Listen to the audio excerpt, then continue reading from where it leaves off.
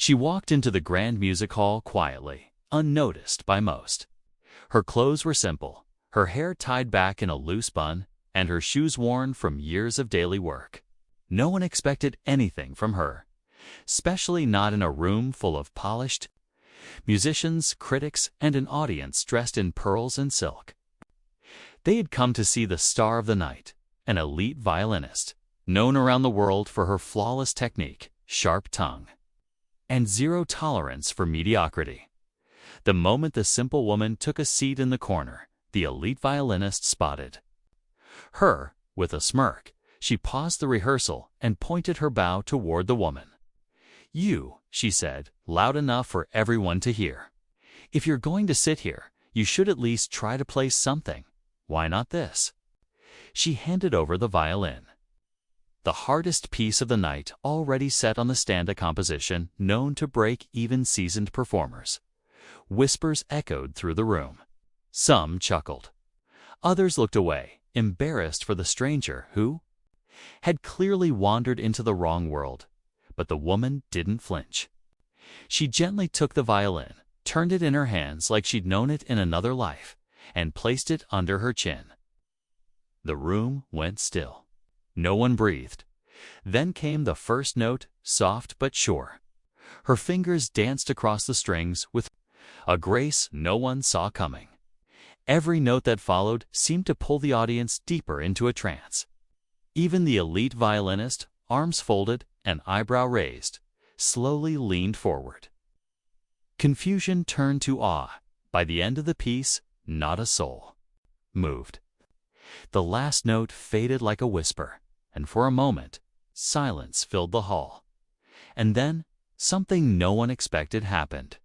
The elite violinist stepped forward, eyes wide, voice shaking slightly. "Who, are you?" she asked. But the woman simply smiled. And what happened next? Let's just say the teacher wasn't who you'd expect. The simple woman didn't answer the violinist's question. She just handed back the instrument gently, gave a small nod, and began to walk away. The room was still silent, no clapping, no laughter, just stunned faces watching her move quietly toward the door. The elite violinist stood frozen, holding the same violin that had just sung in a way she never thought possible. Her own performance had never moved a room like that. Behind the scenes, whispers started to grow louder. Where did she learn to play like that? Was she someone famous hiding in plain sight? No, that was something else entirely. Number 1 had seen her before. No record, no name on any guest list. She hadn't come in with anyone, and she didn't carry a case. Just a plastic grocery bag and a folded jacket over one arm. But her playing it wasn't just skilled. It was raw, emotional, like she had poured a lifetime into every note. Later that night, the elite violinist Sophia Laurent, winner of international competitions and a known perfectionist, sat in her private room staring at the bow still trembling slightly in her hand. She'd spent her whole life mastering the violin, studying under Europe's top instructors, training 8 hours a day. But what she heard tonight made her question everything. She asked her assistant to find the woman. "I need to know who she is, where she learned. I need to learn from her," Sophia whispered, almost ashamed, but no one could find her. She had vanished as quietly as she had arrived, and the next day, in the corner of the concert hall lobby, someone found something strange, an old, worn-out music notebook with no name, but filled with markings no one could quite understand. Who was she? Where did she come from? And how could she play like that? With no formal training at all. Sophia couldn't sleep. Every time she closed her eyes, the sound of that mysterious woman's violin echoed in her mind, so haunting, so full of emotion it made her own decades of training feel mechanical. She tried to play the same piece again the next morning, hoping to recreate the feeling, but her fingers stumbled, and the notes felt hollow. Frustrated, she slammed the violin back into its case. something had changed. Or maybe something had been missing all along. The strange notebook found in the lobby became her only clue. She spent hours flipping through its pages. The handwriting was messy, rushed like someone had scribbled down thoughts in the middle of feeling them. No composer's name, no signatures, just wild fingerings, strange timing marks, and little notes in the margins. Breathe here. Don't think, just feel. Pain is part of the note. It didn't read like classical training. It read like life itself, written in music. Meanwhile, across the city in a small apartment above a bakery, the woman sat alone with a cracked old violin resting beside her. Her name was Liana. She hadn't played in front of anyone in years. Night had been a mistake, or maybe fate. But now, the past she'd buried was rising again. Her late father, once a street performer and gifted violinist, had taught her in secret. No sheet music, no exams, just heart, pain, and stories told through strings. She never wanted fame. All she wanted was to hold on to what little she had left of him. Back at the conservatory, Sophia's students were beginning to notice a change. She canceled lectures, skipped rehearsals, and kept replaying that moment in her head. They close. Colleagues warned her gently, "You're chasing a ghost. Let it go." But she couldn't. Not when everything she believed about mastery was suddenly crumbling. And then came the rumor violinist playing in a back alley near the bakery every Sunday morning. The sound, some said, didn't seem to come from the strings, but from something deeper. Something people couldn't explain. Sophia showed up at the bakery just after sunrise, dressed in a plain coat, her hair pulled back. No entourage, no announcement. Just her and the notebook tucked under her arm. The alley was quiet, except for the faint hum of early morning traffic. And then she heard it. The same sound that had haunted her dreams, floating through the air like smoke soft, aching, alive. She turned the corner slowly. There, sitting on an old wooden crate with her back to the street, was Liana, the same worn violin in her hands. Her eyes closed. She didn't see Sophia. She didn't need to. She was playing not for an audience, but for herself, for someone long gone. For memories no one else could touch.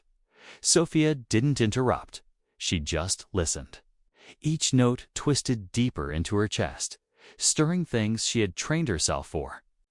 Years to ignore grief, longing, imperfection. Her hands trembled. She had performed on the world's biggest stages, but here in this narrow alley. She felt like a child again, just beginning to understand music. Word had spread. One by one, people began to gather quietly behind Sophia. Locals, musicians, students. No one spoke. Liana played on, unaware of the crowd, until her final note faded into the silence. Only then did she open her eyes and see Sophia. Their eyes met. A long pause. And then Sophia stepped forward and held out the notebook. "I think this belongs to you," she said. Liana looked at it, then back at Sophia. The same woman who had once tried to embarrass her in front of a crowd now stood in front of her humbled, unsure. But just before Liana could speak, a voice broke through the silence. "She can't teach you," said an old man leaning against the wall. "She's been hiding for a reason." The crowd turned.